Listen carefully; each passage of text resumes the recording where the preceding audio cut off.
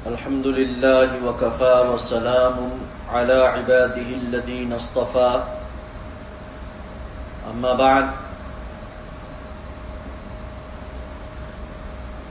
عن عائشة رضي الله تعالى عنها قالت ما رأيت النبي صلى الله عليه وسلم مستجمعا قط ضاحكا حتى أرى منه لهواته وإنما كان يتبسم رواہ بخاری۔ محترم سامعین، میرے عزیز ساتھیوں، اللہ کے رسول صلی اللہ علیہ وسلم کے پیارے اوصاف اور اللہ کے رسول صلی اللہ علیہ وسلم کا زندگی گزارنے کا طریقہ اور اللہ کے رسول صلی اللہ علیہ وسلم کے معاملات اور اخلاق بیان کیے جا رہے ہیں۔ میں نے پچھلی مرتبہ بھی بتایا تھا کہ اللہ کے رسول صلی اللہ علیہ وسلم ہر پہلو سے کامل انسان تھے، ہماری طرح انسان نہیں، احسن البشر مانا جاتا ہے کہ انسانوں میں سب سے زیادہ افضل۔ اللہ کے بعد اگر کسی کا مقام ہے تو وہ ہے تاجدار مدینہ ساقی کوثر صلی اللہ علیہ وسلم کا مقام ہے۔ تو آج ایک حدیث ابھی آپ کے سامنے پڑھی میں نے کہ حضرت عائشہ صدیقہ رضی اللہ تعالی عنہ فرماتے ہیں کہ نبی کریم صلی اللہ علیہ وسلم کو انہوں نے کبھی اس طرح ہنستے ہوئے نہیں دیکھا کہ آپ صلی اللہ علیہ وسلم کا سارا منہ کھل گیا ہو اور مجھے آپ صلی اللہ علیہ وسلم کے حلق کا کوا نظر آیا ہو۔ آپ صلی اللہ علیہ وسلم کی ہنسی بس مسکراہٹ تک محدود رہتی تھی۔ اس حدیث سے پتہ چلتا ہے کہ کثرت سے ہنسنا جو ہے وہ دل کو مار دیتا ہے، کثرت سے ہنسنا جو ہے دل کو مار دیتا ہے۔ تبسم تک تو فرمایا آتا ہے حدیث شریف میں، لیکن اس سے زیادہ کہا کہ زور سے آواز نکال کر کے ہنسنا اللہ کے رسول صلی اللہ علیہ وسلم سے ثابت نہیں۔ اور اس حدیث کی تشریح ایک اور حدیث جو کسی موقع پر آپ صلی اللہ علیہ وسلم نے صحابہ کو ہنستے ہوئے دیکھا، کھلکھلا کر کے کہا لگاتے ہوئے دیکھا، تو فرمایا آپ صلی اللہ علیہ وسلم نے کہ اگر تم وہ جان لیتے جو میں جانتا ہوں تو تم زیادہ روتے اور کم ہنستے۔ کہ اللہ کے رسول صلی اللہ علیہ وسلم تنبیہ کر رہے ہیں کہ آخرت کے معاملات اور جہنم کے مناظر جو میں نے دیکھے ہیں اور قبر کی ہولناکی جس کے بارے میں مجھے بتایا گیا ہے اور عذاب قبر جس کے بارے میں مجھے بتایا گیا ہے اور حساب کتاب جس کے بارے میں مجھے بتایا گیا ہے اور میزان جس کے بارے میں مجھے بتایا گیا ہے اور پل صراط پر کس طرح سے چل کر کے جانا ہے اور کس طرح سے عذاب دیا جائے گا، یہ ساری چیزیں مجھے بتائی گئی ہے۔ اگر ان کو آپ جان لو تو آپ ہنسنا ختم کر دو، اللہ کا خوف اتنا طاری ہو جائے آپ پر کہ آپ ہنسنا بند کر دو۔ لہذا سنت طریقہ یہ ہے کہ اگر کوئی مذاق والی بات بھی اگر کہی جائے کہ جو شریعت کی حدود میں رہتے ہوئے مذاق کرنا ہے، سب سے پہلے تو شریعت کے حد سے باہر جا کر کے کوئی ایسا مذاق نہ ہو کہ جس میں کسی کی دل آزاری ہو جائے۔ آپ کو تو اس وقت ہنسی آ جائے گی، لیکن اس بندے کی دل آزاری کر دی آپ نے تو کل قیامت کے دن اللہ تعالیٰ اس وقت تک معاف نہیں کریں گے جب تک آپ اس سے معافی نہ مانگ لو۔ تو اس لیے کسی کی دل آزاری نہ ہو اور تبسم تک ہنسنا ہے کہ اللہ کے رسول صلی اللہ علیہ وسلم کی مسکراہٹ، بلکہ آگے ایک حدیث میں آئے گا، ترمذی شریف کی روایت ہے کہ اللہ کے رسول صلی اللہ علیہ وسلم بارہا مسکراتے تھے کہ ایک سنت ہے مسکرانا اللہ کے رسول صلی اللہ علیہ وسلم کی، کہ جس میں آپ صلی اللہ علیہ وسلم کے دانت مبارک نظر آتے تھے، کیونکہ حضرت عائشہ صدیقہ رضی اللہ تعالی عنہ فرماتی ہے کہ اگر کوئی سوئی وغیرہ کوئی گھر میں مجھ سے گم ہو جاتی تو میں میرے آقا صلی اللہ علیہ وسلم کو قریب لے آتی کہ ان کی روشنی ان کے نور سے اور ان کے دانتوں سے جو نور نکلتا ہے اس نور سے میری سوئی مجھے مل جاتی. حضرت انس فرماتے ہیں کہ جب آقا صلی اللہ علیہ وسلم مسجد النبوی میں ہوتے، رات کا وقت ہوتا اور ان کی مسکراہٹ ایسی ہوتی کہ پوری مسجد نبوی صلی اللہ علیہ وسلم چمک اٹھتی. تو یہاں تک تو پتا چلتا ہے کہ مسکراہٹ تک جائز ہے، اور اس کے آگے پھر کہا لگانا، زور زور سے ہنسنا، یہ ہمیں اس کی اجازت شریعت نہیں دیتی ہے. ہمیں اللہ کا خوف رکھ کر زندگی گزارنی ہے اور بقدر ضرورت مسکراہٹ تک ٹھیک ہے. حضور صلی اللہ علیہ وسلم کی گفتگو کا بہترین انداز کیا ہے؟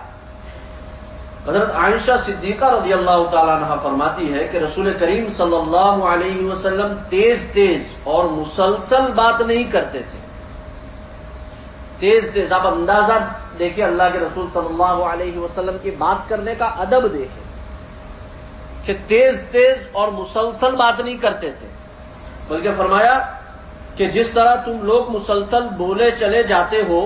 آپ اس طرح ٹھہر ٹھہر کر بات کرتے کہ اگر کوئی گننا چاہتا تو آپ صلی اللہ علیہ وسلم کے الفاظ کو بآسانی گن سکتا تھا.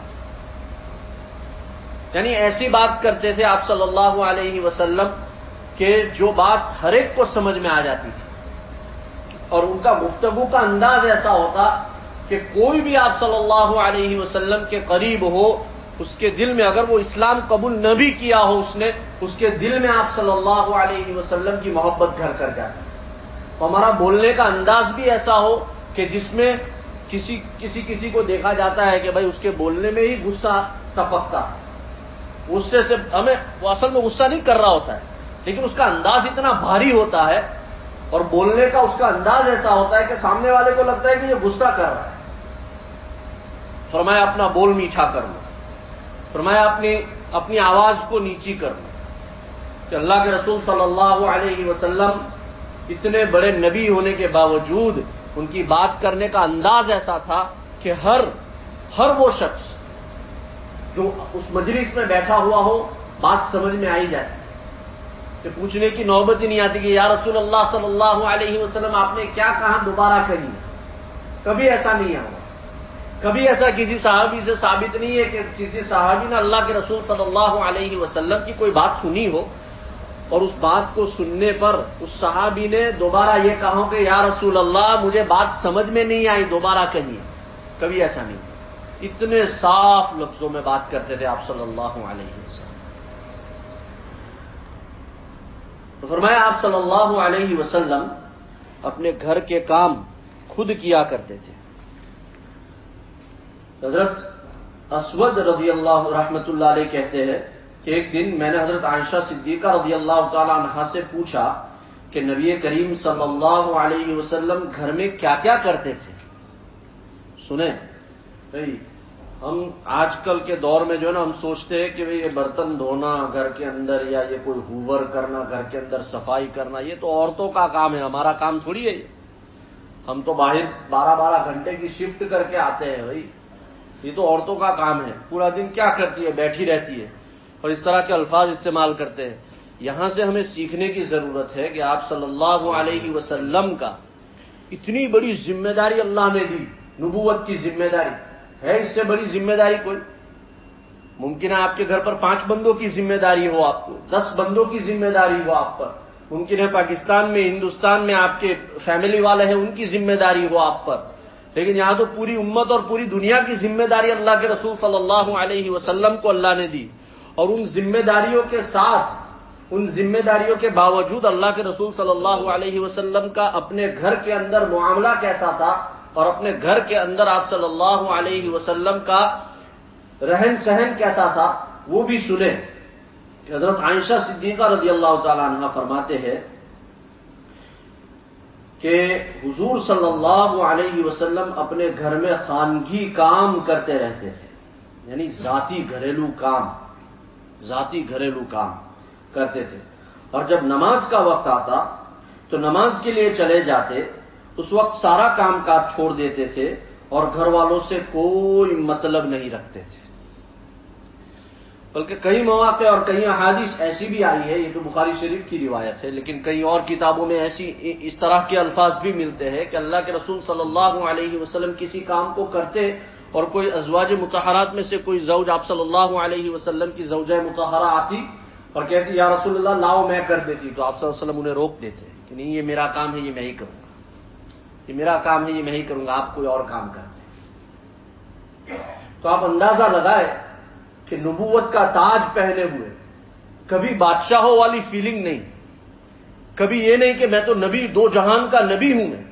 مجھے تو مقام محمود ملنے والا ہے، مجھے وہ مقام ملنے والا ہے جو جنت الفردوس سے بھی اعلیٰ ہے،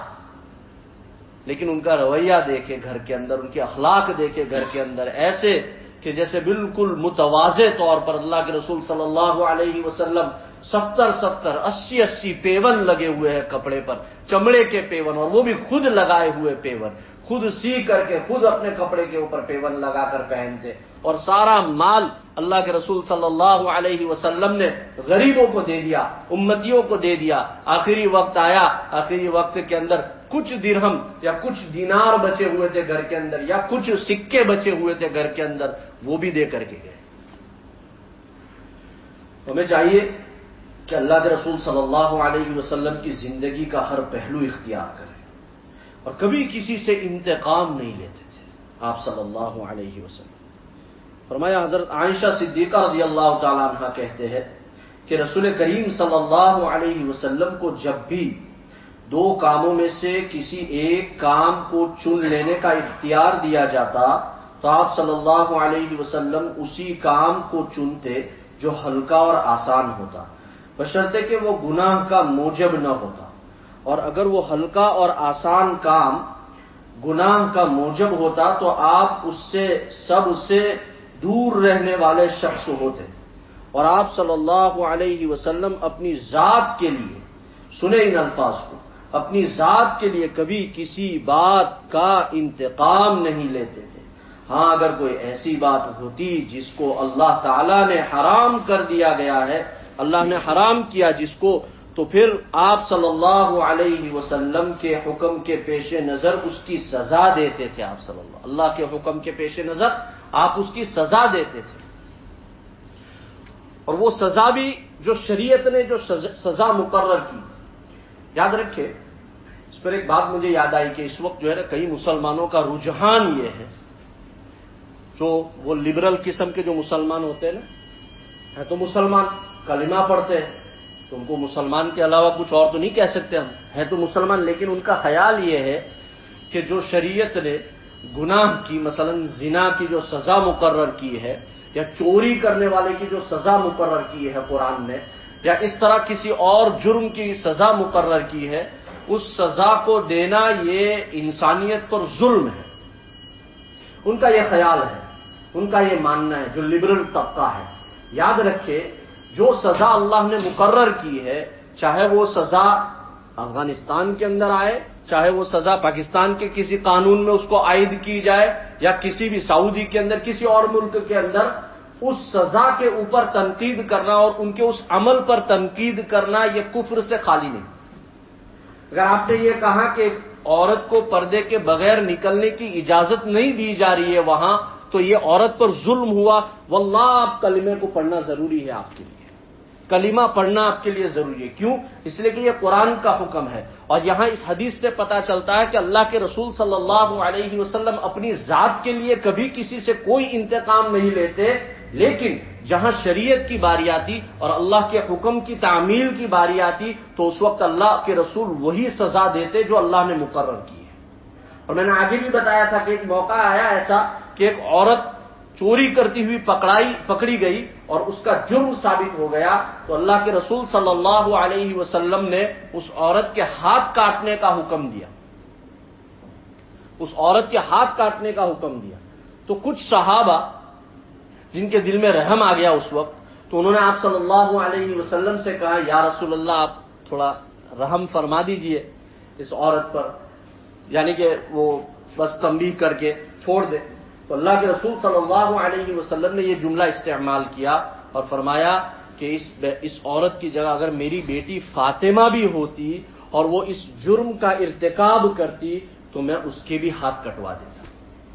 یہ تو انصاف کا پہلو ہے اللہ کے رسول صلی اللہ علیہ وسلم کا، اور لہذا اس وقت جو ہے جو میڈیا کے ذریعے سے اور نیوز کے ذریعے سے جو آپ کو اور مجھے دکھایا جا رہا ہے، جو مظلومیت ہو رہی ہے، دکھایا جا رہا ہے جو ہمیں، ویسا بالکل نہیں ہے، بالکل امن و سکون ہے وہاں پر، اور آپ اس چیز کو بالکل نہ سوچیں اس طرح، اور یہ سوچیں کہ قرآن کا حکم جس جگہ عائد کیا جائے اس جگہ پر اللہ کی خصوصی رحمت نازل ہوتی ہے۔ آگے فرمایا آپ صلی اللہ علیہ وسلم نے کبھی کسی کو نہیں مارا، یہ بھی سن لے، ناحق نہیں، کبھی کسی کو حق ہونے کے باوجود بھی آپ صلی اللہ علیہ وسلم نے کسی پر ہاتھ نہیں اٹھایا۔ حضرت عائشہ صدیقہ رضی اللہ تعالی عنہا فرماتی ہے کہ رسول کریم صلی اللہ علیہ وسلم نے کبھی کسی چیز یعنی کسی آدمی کو اپنے ہاتھ سے نہیں مارا، عورت اور خادم کو بھی نہیں، علاوہ اس صورت کے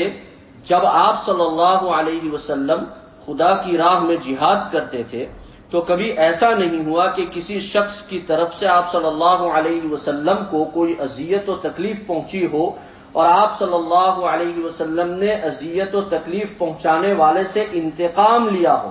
ہاں اگر خدا کی حرام کی ہوئی کسی چیز کا ارتکاب کیا جاتا تو آپ اللہ کے حکم کی تعمیل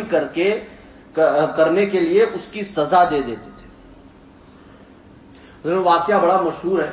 ایک عورت آئی آپ صلی اللہ علیہ وسلم کی خدمت میں اور کہا یا رسول اللہ مؤدبانہ درخواست ہے کہ مجھ سے گناہ ہو گیا ہے اور میں چاہتی ہوں کہ میں اس کا اعتراف کروں آپ کے سامنے اور آپ اس کی سزا مقرر کریں جو اللہ نے آپ کو جس کا حکم دیا ہے۔ اور وہ گناہ کیا؟ زنا، یعنی کہ شادی شدہ عورت ہے اور اس نے کہیں زنا کر دیا تو اللہ کے رسول صلی اللہ علیہ وسلم نے اپنا منہ پھیر لیا، اس عورت کی طرف سے اپنا چہرہ مبارک پھیر لیا، اور آپ صلی اللہ علیہ وسلم نے کہا نہیں کوئی مجھے نہیں لگتا آپ نے زنا کیا، یعنی کہ یہ معاملہ نہ لاؤ میرے پاس، آپ معافی تلافی کر کے۔ لیکن پھر وہ عورت آئی اور کہا یا رسول اللہ مجھ سے زنا ہو گیا ہے اور میں چاہتی ہوں کہ آپ سزا دیں۔ تیسری مرتبہ بھی اس عورت نے کہا، پھر اللہ کے رسول صلی اللہ علیہ وسلم نے، کیونکہ اب گواہی ہو گئی، اس عورت نے بذات خود گواہی دے دی، اب اس کی سزا مقرر کی، لیکن وہ عورت نے کہا کہ یا رسول اللہ میں حمل سے ہوں۔ تو آپ رحمت للعالمین کا رد عمل دیکھیں اس پر، فرمایا آپ پہلے بچہ جن لو اس کے بعد آپ۔ وہ عورت بچہ ہو گیا، بچے کو لے کر آئی، پھر آئی یا رسول اللہ سزا دے، میں نے گناہ کیا ہے سزا دے۔ اللہ کے رسول صلی اللہ علیہ وسلم نے فرمایا بچہ ابھی پیدا ہوا، آپ نے دودھ دینا ہے بچے کو، آپ اس طرح کریں دودھ دے دے اور رضاعت کی مدت ختم کر کے پھر آئے۔ 2 سال اس عورت نے دودھ دیا اس بچے کو، اور جب رضاعت کی مدت ختم ہوئی تو پھر آئی۔ اللہ کے رسول صلی اللہ علیہ وسلم نے اب اس کے لیے سزا مقرر کی، اور جب سزا مقرر کی اللہ کے رسول صلی اللہ علیہ وسلم نے تو آپ اور میں جانتے ہیں کہ زنا کی سزا شادی شدہ عورت یا مرد کے زنا کی سزا جو ہے وہ سنسار پتھر سے مار کر ختم کرنا ہے۔ تو جب ان کو مدینے کے اندر لایا گیا اور پتھر مارنا اس کو دفن کر کے جب شروع کیا تو ایک صحابی کے منہ سے یہ جملہ نکل گیا کہ یعنی کہ ہم اپنی زبان میں جو کہتے ہیں اس کو ہم اپنی زبان کے اندر کہتے ہیں کہ تیرا بیڑا گرک ہو، ستیہ ناش ہو تیرا، ہم اس طرح کے جملے اپنی زبان میں کہتے ہیں۔ تو اس طرح کا ایک جملہ عربی میں اس نے کہہ دیا صحابی نے کہ تیرا برا ہو کہ تو نے یہ کیا کر دیا، تانے کے طور پر یا تشنیع کے طور پر۔ تو اللہ کے رسول صلی اللہ علیہ وسلم نے فوراً روکا اس صحابی کو اور روتے ہوئے فرمایا اللہ کے رسول صلی اللہ علیہ وسلم نے کہ اس کو کوئی بھی برا نہ کہے، اس نے جو توبہ کی ہے، اس نے جو توبہ کی ہے اور جو یہ سزا مل رہی ہے یہی سزا ہے اس کے گناہ کی، اللہ کے یہاں اس کی معافی ہی معافی ہے، اور جو توبہ کی ہے اس کا وزن اتنا ہے کہ اگر اس توبہ کو پورے مدینے پر تقسیم کر دیا جائے تو پورا مدینہ بغیر حساب کتاب کے جنت میں چلا جائے۔ تو یہ سزا جو اللہ نے قرآن میں مقرر کی ہے، یہ سزا جو ہے یہ آپ کے گناہ کا کفارہ ہے، جو آپ نے گناہ کیا اس کا کفارہ ہے، تاکہ اللہ کل قیامت میں آپ کو اس کی سزا نہ دے کہ آپ نے کاٹ لی اس کی سزا۔ آگے فرمایا کہ آپ صلی اللہ علیہ وسلم خدام کے ساتھ کس طرح کا برتاؤ کرتے تھے۔ حضرت انس بن مالک رضی اللہ تعالیٰ عنہ فرماتے ہیں کہ مجھ کو رسول کریم صلی اللہ علیہ وسلم کی خدمت میں پیش کیا گیا تو میری عمر 8 سال کی تھی۔ اس وقت سے مسلسل 10 سال تک میں آپ صلی اللہ علیہ وسلم کی خدمت کے فرائض انجام دیتا رہا۔ جو مدینہ میں آپ صلی اللہ علیہ وسلم کی کل مدت قیام ہے، اس پورے عرصے میں ایسا کبھی نہیں ہوا کہ میرے ہاتھ سے کوئی چیز ضائع ہو گئی ہو اور آپ صلی اللہ علیہ وسلم نے مجھ کو ملامت کی ہو۔ اگر آپ صلی اللہ علیہ وسلم کے اہل بیت میں سے کوئی شخص کسی چیز کے ضائع ہو جانے پر مجھ کو ملامت کرتا تو میں آپ صلی اللہ علیہ وسلم فرماتے جانے دو، آپ صلی اللہ علیہ وسلم فرماتے جانے دو، اس کو ملامت نہ کرو۔ حقیقت یہ ہے کہ جو بات ہونے والی ہوتی ہے ضرور ہو کر رہتی ہے۔ روایت میں یہ الفاظ مصابیح کے ہے اور بیہقی نے بھی اس کو روایت کچھ الفاظ کے تغیر و تبدل کے ساتھ شعبہ ایمان میں نقل کیا ہے۔ فرمایا آپ صلی اللہ علیہ وسلم کی 10 سال کی جو مدینہ کی زندگی، حضرت انس فرماتے ہیں کہ میں نے 10 سال کی زندگی آپ صلی اللہ علیہ وسلم کے ساتھ گزاری اور ان کی خدمت کی آپ صلی اللہ علیہ وسلم کی، لیکن ایک بار بھی کبھی ایسا نہیں ہوا کہ آپ صلی اللہ علیہ وسلم کئی مرتبہ چیزیں ضائع ہو جاتی مجھ سے، کچھ چیز کو کرنے کو کہتے ضائع ہو جاتی مجھ سے، لیکن آپ صلی اللہ علیہ وسلم نے کبھی مجھ پر جواباً تنبیہ نہیں کی۔ اور فرمایا اہل بیت میں سے یا ازواج مطہرات میں سے کوئی اگر مجھ پر کوئی تنبیہ کرتا تو آپ صلی اللہ علیہ وسلم فوراً اسے روکتے اور کہتے کہ جانے دو، اس لیے کہ یہ جو چیز اس نے کی ہے یہ مقدر میں تھی، یہ اللہ کی طرف سے ہوئی، اللہ کی طرف سے ضائع ہوئی، تو اللہ کی مرضی پر راضی رہنا یہی تو رسول اللہ کا سبق ہے۔ اللہ کی ہر مرضی پر، اللہ کے ہر کام پر راضی رہنا یہی تو اللہ کے رسول صلی اللہ علیہ وسلم کی زندگی ہے۔ آگے فرمایا آپ صلی اللہ علیہ وسلم کے اوصاف حمیدہ کہ حضرت عائشہ صدیقہ رضی اللہ تعالیٰ عنہ کہتی ہے کہ رسول کریم صلی اللہ علیہ وسلم نہ تو خلقی و طبعی طور پر فحش گو تھے اور نہ قصدن فحش گوئی کرتے تھے، گویا کسی بھی طرح اور کسی بھی حالت میں آپ صلی اللہ علیہ وسلم سے فحش گوئی کا صدور نہیں ہوتا تھا، اور نہ بازاروں میں شور مچانے والے تھے جیسا کہ عام لوگوں کی عادت ہوتی ہے، اور نہ آپ صلی اللہ علیہ وسلم برائی کا بدلہ برائی سے لیتے تھے بلکہ برائی کرنے والے کو دل سے معاف کر دیتے تھے، اور ظاہر میں بھی اس سے عفو و درگزر کا معاملہ کرتے، اور اس طرح آپ صلی اللہ علیہ وسلم حق تعالیٰ کے اس ارشاد پر عمل کرتے تھے فَاعْفُ عَنْهُمْ وَاصْفَحْ إِنَّ اللَّهَ يُحِبُّ الْمُحْسِنِينَ۔ فَاعْفُ عَنْهُمْ وَاصْفَحْ إِنَّ اللَّهَ يُحِبُّ الْمُحْسِنِينَ، قرآن کی آیت ہے۔ سب سے پہلے تو زبان سے فرمایا کبھی آپ صلی اللہ علیہ وسلم کی فحش باتیں نہیں نکلی، نہ بازار کے اندر نہ تنہائی کے اندر، فرمایا کبھی شور و غل نہیں کیا آپ صلی اللہ علیہ وسلم، اور کبھی کسی سے کسی طرح کا کوئی انتقام نہیں لیا، کسی طرح کا کوئی بدلہ نہیں لیا، اور بذات خود اگر آپ صلی اللہ علیہ وسلم کے معاملے میں کوئی زیادتی کر دیتا تو آپ صلی اللہ علیہ وسلم اسے بھی معاف فرما دیتے تھے۔ ایک واقعہ ملتا ہے کہ ایک صحابی جو ہے آپ صلی اللہ علیہ وسلم کے ساتھ سفر میں تھے، وہ مدینے کے اطراف کا سفر تھا، تو صحابی کوئی چیز گھر پر بھول گئے، سفر شروع ہوا وہ صحابی کوئی چیز گھر پر بھول گئے، تو آپ صلی اللہ علیہ وسلم سے کہا اس صحابی نے کہ یا رسول اللہ میں وہ چیز لے آتا ہوں اور میں آتا ہوں، آپ یہیں پر رکے میں ابھی آتا ہوں۔ اب وہ صحابی گئے، بھول گئے، تو 3 دن تک آپ صلی اللہ علیہ وسلم نے اس مقام پر قیام کیا۔ صحابہ نے کہا یا رسول اللہ، کہا فلاں شخص نے مجھے رکنے کے لیے کہا ہے اور میں نے اس سے کہا ہے کہ میں یہیں پر رکوں گا، اب میں اس شخص کا انتظار کر رہا ہوں، وہ شخص بھول گیا آنا۔ تو صحابہ نے جا کر کے کہا آپ نے کیا کیا؟ 3 دن تک آپ صلی اللہ علیہ وسلم کو ایک مقام پر کھڑا کیا، فرمایا نماز پڑھتے فوراً آ جاتے، قضاء حاجت کے لیے جاتے فوراً آ جاتے، تو وہ آیا آپ صلی اللہ علیہ وسلم کے سامنے گڑ گرانے لگا، رونے لگا، یا رسول اللہ بہت بڑی غلطی ہو گئی مجھ سے، مجھے معاف فرمائے۔ آپ صلی اللہ علیہ وسلم مسکرائے اور مسکرا کر ایک نصیحت کی اس کو کہ مسلمان کبھی وعدہ خلافی نہیں کرتا ہے، میں نے وعدہ کیا کہ میں یہاں کھڑا رہوں گا، میں وعدہ خلافی نہیں کرتا۔ یہ اخلاق کریمہ ہے آپ صلی اللہ علیہ وسلم کے، جو ہم سب نے اپنی زندگی کے اندر لانے ہیں۔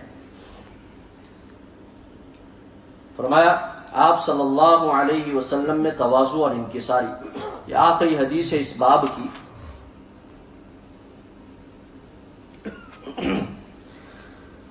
فرمایا حضرت انس رضی اللہ تعالیٰ عنہ نے ایک موقع پر نبی کریم صلی اللہ علیہ وسلم کے متعلق بہترین اخلاق اور عادات کا ذکر کرتے ہوئے بیان کیا کہ آپ صلی اللہ علیہ وسلم بیمار کی عیادت کرتے، جنازے کے ساتھ جاتے، مملوک و غلام کی دعوت کو قبول فرما لیتے اور گدھے پر سواری ہونے میں بھی کوئی تکلیف نہیں فرماتے تھے، یعنی کچر تو دور کی بات ہے، گدھے کا ذکر فرمایا۔ اور آپ صلی اللہ علیہ وسلم کا خاص گدھا بھی ہوا کرتا تھا، گھوڑے بھی تھے آپ صلی اللہ علیہ وسلم کے پاس، اونٹ بھی تھے، بکریاں بھی تھی، اور گدھا بھی تھا آپ صلی اللہ علیہ وسلم کے پاس۔ چنانچہ غزوہ خیبر کے دن میں نے آپ صلی اللہ علیہ وسلم کو ایک گدھے پر سوار دیکھا جس کی باگ کھجور کے پوست کی تھی۔ اس روایت کو ابن ماجہ نے شعب الایمان میں بیہقی نے نقل فرمایا۔ تو اس سے ایک سبق ملتا ہے ہمیں کہ انسان چاہے کتنا بھی بڑا ہو مرتبے کے اعتبار سے، کہ اس کے تواضع کا عالم یہ ہونا چاہیے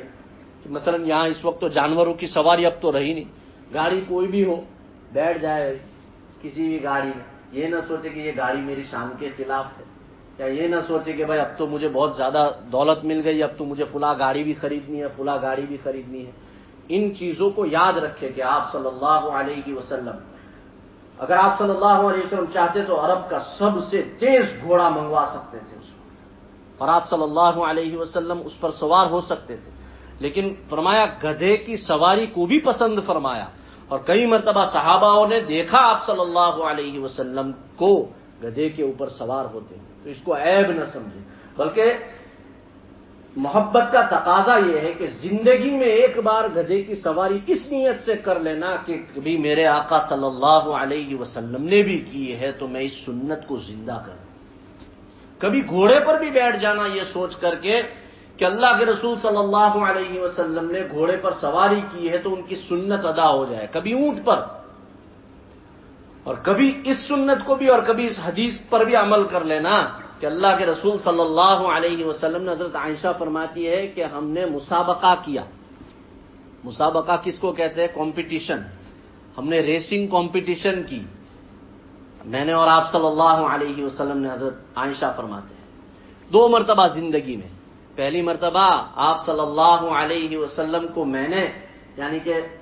میں سبقت لے گئی، اور دوسری مرتبہ آپ صلی اللہ علیہ وسلم۔ تو کبھی کوئی ایسا موقع پیش آئے اپنی گھر والی کے ساتھ، کبھی مسابقہ کر لے اور ریس لگائے کوئی، یہ بھی سنت کا ایک عین طریقہ ہے کہ مثلا کیسے محبت کرنی ہے اپنے گھر والوں سے، یہ بتایا۔ یہ نہ ہو کہ آپ کوئی بہت بڑے راجا ہو، کوئی کسی خطے کے مالک ہو، سرپنچ ہو کوئی، تو یہ نہ ہو کہ بھئی میں پہلے کھانا کھاؤں گا پھر میرے گھر کی عورتیں کھانا کھائیں گی، ہم آگے بیٹھیں گے، آگے کے کمرے میں ہمارے گھر کی عورتیں نہیں بیٹھیں گی۔ یہ رواج وغیرہ یہ چھوڑے اور آپ صلی اللہ علیہ وسلم کی ہر سنت پر عمل کریں۔ اللہ تبارک و تعالی ہم سب کو عمل کی توفیق دے۔ واخر دعوانا